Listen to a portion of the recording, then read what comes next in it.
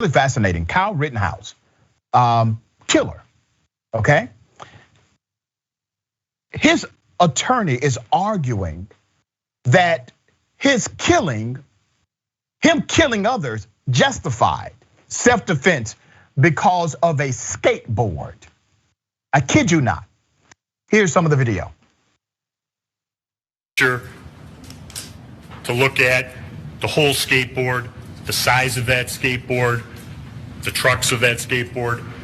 Ladies and gentlemen, I would love to be able to hold up that skateboard in front of you as evidence today, because then you could see it. You could see the weight and the heft of what a skateboard is. And what that skateboard would do is somebody takes it in their hand and swings down on somebody's shoulder, head, and neck, trying to separate the head from the body. Kyle Rittenhouse illegally traveled across state lines with a gun that he had no legal access to participate in criminal activity, felony activity, and killed multiple individuals and tried to kill a third, but was unsuccessful. And somehow a person with a damn skateboard is the reason he killed. Now that sounds like somebody who's trying to defend themselves from a killer in their community. That's what it sounds like to me. But this is the defense strategy.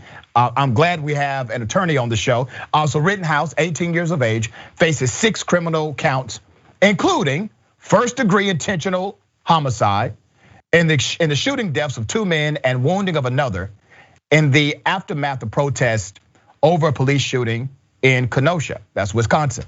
That was August 2020, very famous case. 20 jurors will hear the case, and that number will be cut to 12 to reach a verdict. The county is 75% white, and the jury, naturally, overwhelmingly white. This is going to be quite interesting as a defense. Is there some there, attorney? Well, I want to point out the fact that he's being on trial for 3 counts, and they will be separate, right? Mm-hmm. So only one of those men had a skateboard. So it is possible the juror, if they even believe the skateboard theory, could acquit him of that charge and still convict him of murder for the other man that was killed. So just to make that point.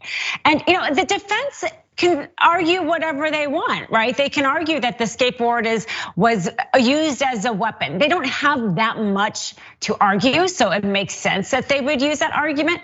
But the fact is, they have to convince 12 people that his use of the skateboard was so threatening that it entitled a person to use harm. And I think that the most difficult fact for them to overcome is that the man who did try to hit him with the skateboard then turned around and ran and was shot in the back. Mm-hmm. So, we always kind of say, like, be careful what you say in opening statement, because you really have to back that up. Otherwise, you just lose the jury. And so even if this man is claiming the skateboard is so big and heavy, it could really hurt him, how do you explain away the fact that he didn't shoot him when the man was on top of him with the skateboard, but actually running away? Who cares then at that point how big that skateboard is? And I think that fact is the thing that the prosecution is going to be able to really use in this case. Attorney Dahl, my law professor would be so proud of my next question to you. Kyle Rittenhouse was obviously in violation of the law. Obviously crossed state lines in additional violation of the law. He was in that state without having lawful access to the weapon in the first place. He was engaging in unlawful behavior, unlawful activity when this happened. How much of that weighs on the probability that there's no justification for him killing anyone because he was in fact under an unlawful dynamic when he engaged the citizens?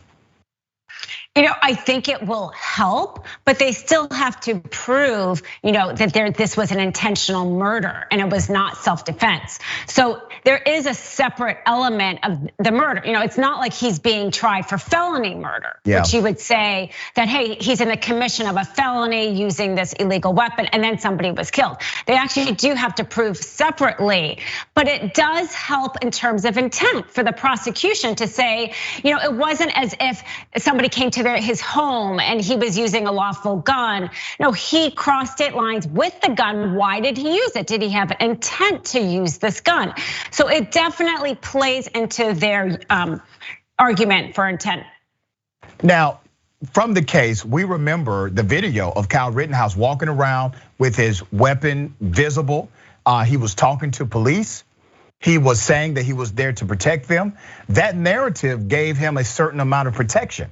Will that narrative protect him, in your opinion, with this majority white jury in a district that is heavily conservative? Every juror is asked to set aside their opinions in a more general societal case and really look at the facts of the case. Now, if they do that, and surprisingly, juries are actually usually very good at doing that. Okay. And if they do that, then it doesn't matter, what they may think of, militias in general and whether or not he thought he had any power or not. It's really only gonna matter is if he did. And we know he didn't, militias don't actually have any legal authority. And I really do think that this case is gonna come down to whether or not the juries believe he acted in self-defense or not. And that's it. All right.